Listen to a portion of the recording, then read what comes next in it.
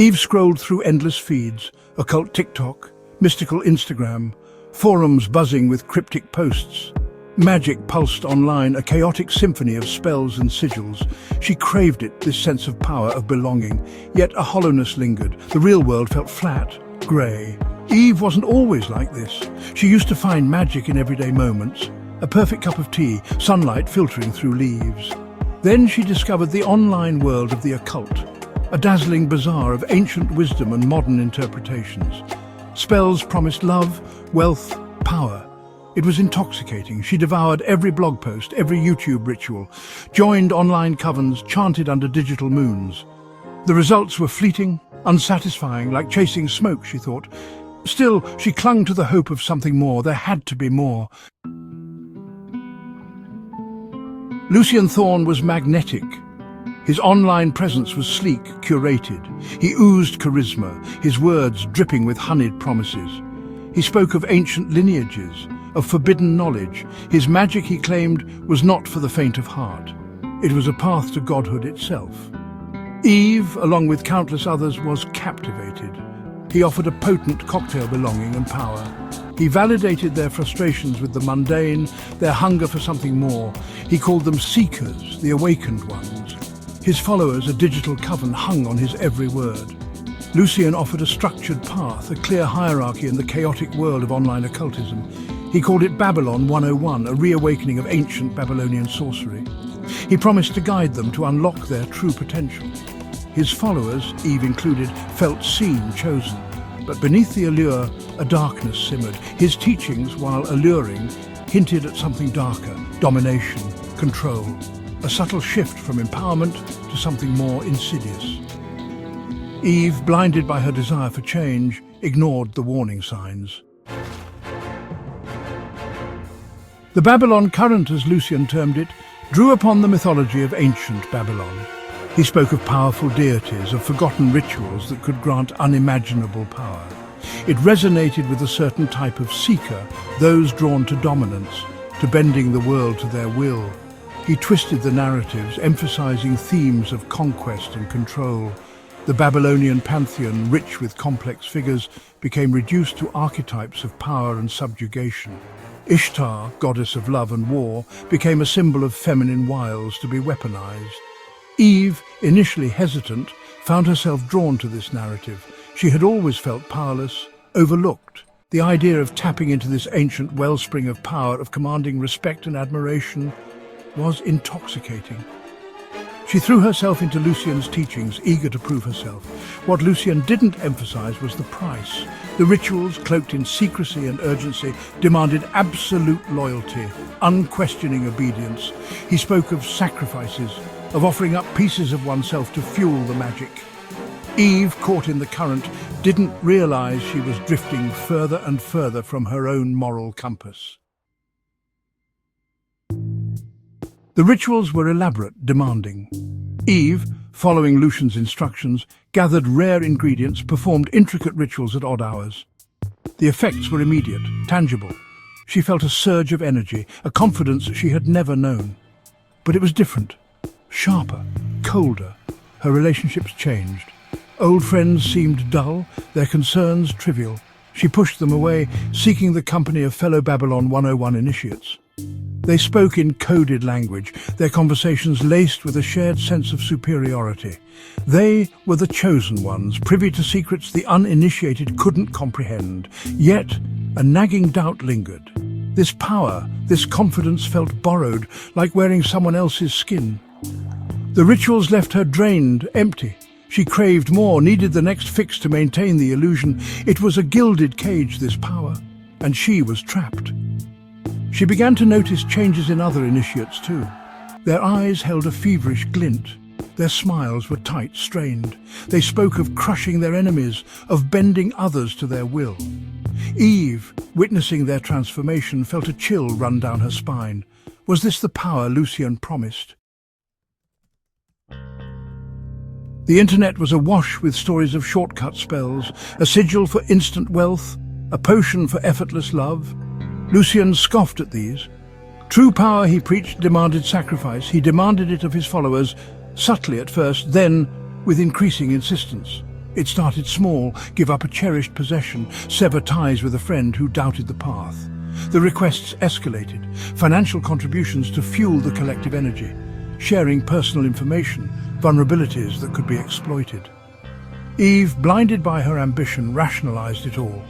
She justified the sacrifices as necessary steps on the path to enlightenment. She ignored the gnawing feeling in her gut, the voice whispering that something was wrong. She clung to the illusion of power, the sense of belonging within the digital coven. But the price was steep. One day, Lucian announced a grand ritual, a culmination of their efforts, he claimed, a chance to finally ascend, to claim their rightful place as gods among men. The instructions were chilling. A blood sacrifice was required, not just any blood, the blood of someone close. Eve finally saw the truth for what it was. Cracks in the digital coven.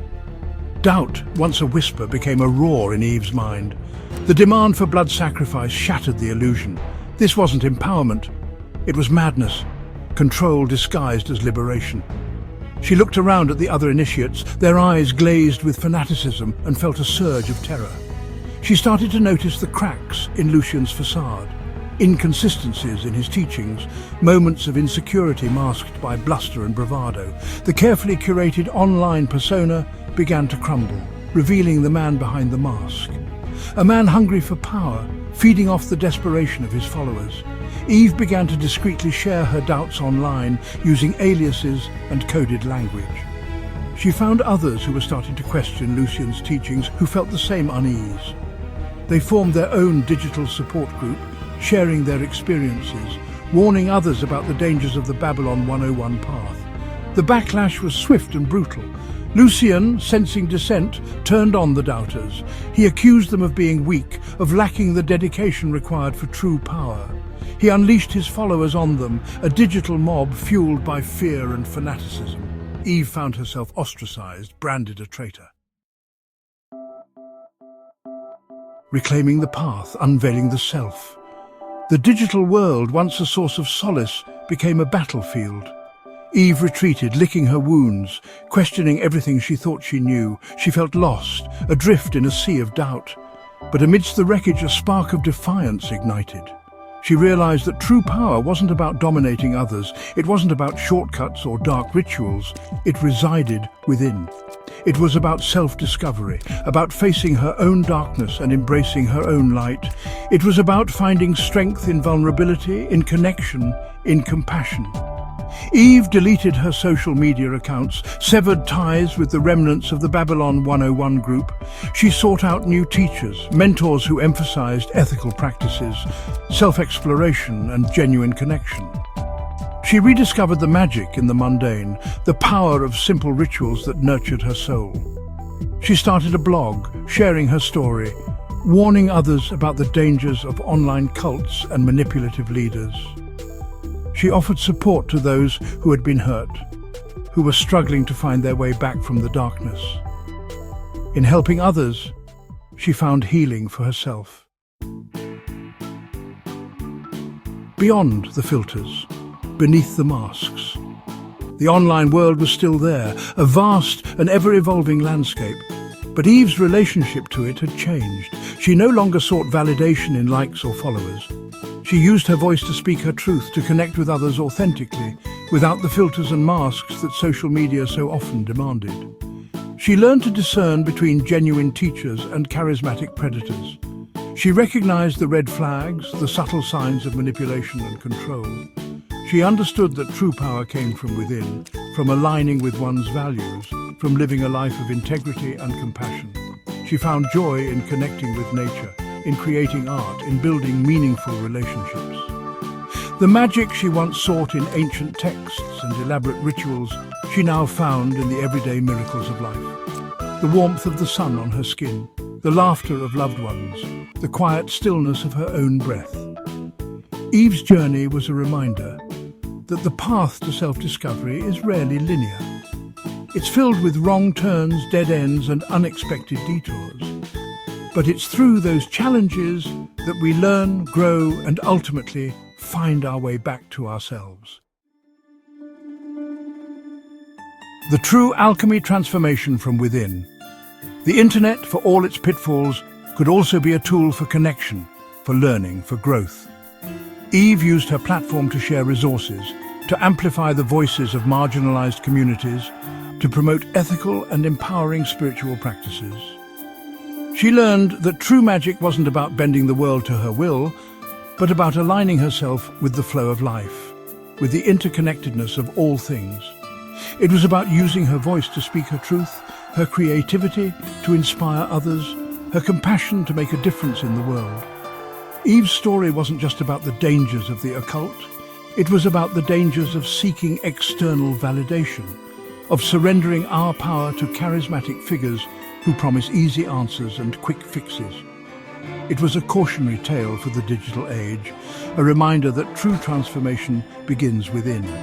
It was a story of hope, a reminder that even in the darkest of times, even when we've lost our way, there's always a path back to ourselves, a path paved with self-compassion, authenticity, and the courage to embrace the messy, beautiful journey of being human.